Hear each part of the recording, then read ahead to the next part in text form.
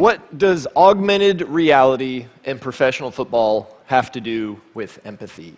And what is the airspeed velocity of an unladen swallow? Now, unfortunately, I'm only going to answer one of those questions today, so please try and contain your disappointment. When most people think about augmented reality, they think about Minority Report and Tom Cruise waving his hands in the air.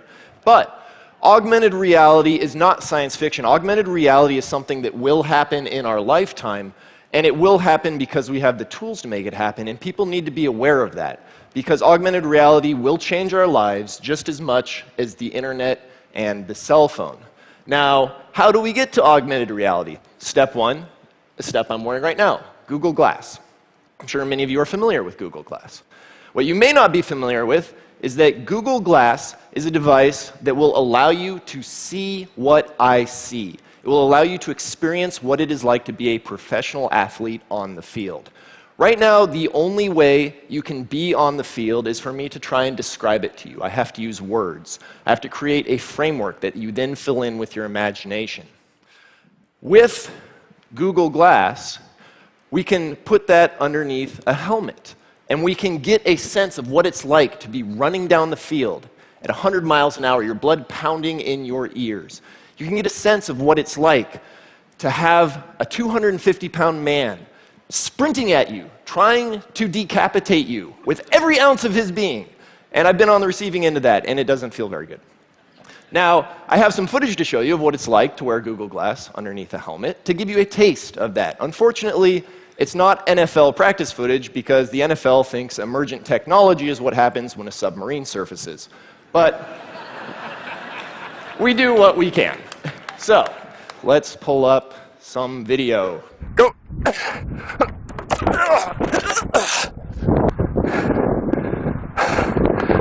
Oh, getting tackled sucks. Hold on. Let's get a little closer. All right, ready? Go! So, as you can see, small taste of what it's like to get tackled on the football field from the perspective of the tacklee. Now, you may have noticed there are some people missing there, the rest of the team. We have some video of that courtesy of the University of Washington. Hey, my 54, say no. Blue, white, go. Oh. So again, this takes you a little bit closer to what it's like to be on that field, but this is nowhere what it's like to be on the NFL. Fans want that experience. Fans want to be on that field. They want to be their favorite players. And they've already talked to me on YouTube. They've talked to me on Twitter saying, hey, can you get this on a quarterback? Can you get this on a running back? We want that experience. Well, once we have that experience with GoPro and Google Glass, how do we make it more immersive? How do we take that next step? Well, we take that step by going to something called the Oculus Rift, which I'm sure many of you are also familiar with. The Oculus Rift has been described as one of the most realistic virtual reality devices ever created, and that is not empty hype. I'm going to show you why that is not empty hype with this video.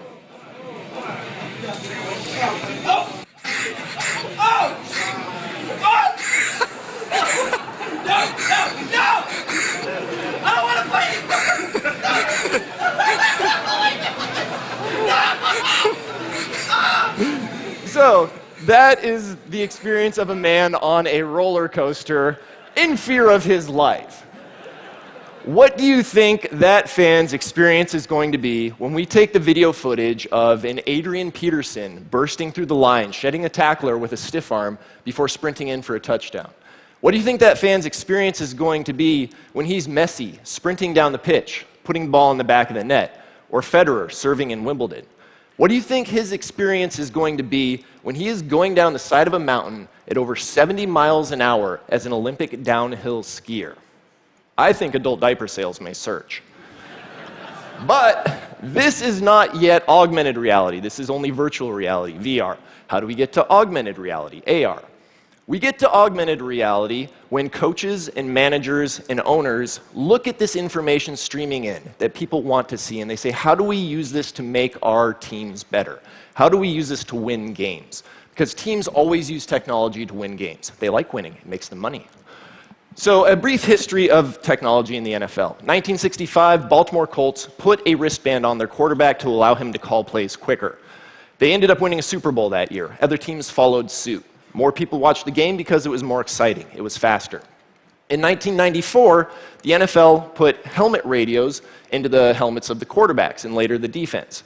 More people watched games because it was faster. It was more entertaining. In 2023, imagine you're a player walking back to the huddle and you have your next play displayed right in front of your face on your clear plastic visor that you already wear right now. No more having to worry about forgetting plays, no more worrying about having to memorize your playbook. You just go out and react. And coaches really want this because missed assignments lose you games, and coaches hate losing games. Losing games gets you fired as a coach. They don't want that. But augmented reality is not just an enhanced playbook. Augmented reality is also a way to take all that data and use it in real time to enhance how you play the game. What would that be like? Well, a very simple setup would be a camera on each corner of the stadium looking down, giving you a bird's eye view of all the people down there. You also have information from helmet sensors and accelerometers, technology that's being worked on right now. You take all that information and you stream it to your players. The good teams stream it in a way that the players can use. The bad ones have information overload. That determines good teams from bad. And now your IT department is just as important as your scouting department, and data mining is not for nerds anymore. It's also for jocks. Who knew? What would that look like on the field? Well, imagine you're the quarterback. You take the snap and you drop back. You're scanning downfield for an open receiver. All of a sudden, a bright flash on the left side of your visor lets you know blindside linebacker is blitzing in. Normally you wouldn't be able to see him, but the augmented reality system lets you know. You step up into the pocket. Another flash alerts you to an open receiver. You throw the ball, but you're hit right as you're thrown. The ball comes off track. You don't know where it's going to land. However, on the receiver's visor, he sees a patch of grass light up, and he knows to readjust. He goes, catches the ball, sprints in, touchdown. Crowd goes wild, and the fans are with him every step of the way, watching from every perspective.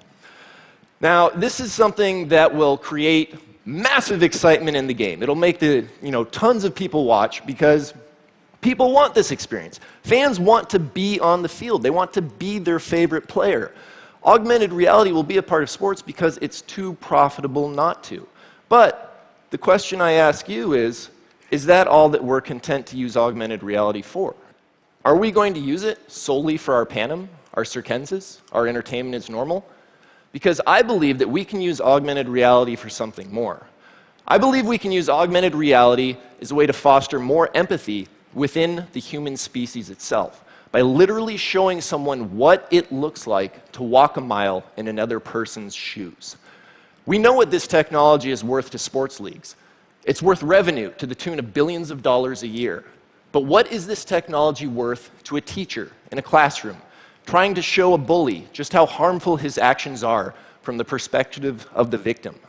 What is this technology worth to a gay Ugandan or Russian, trying to show the world what it's like living under persecution?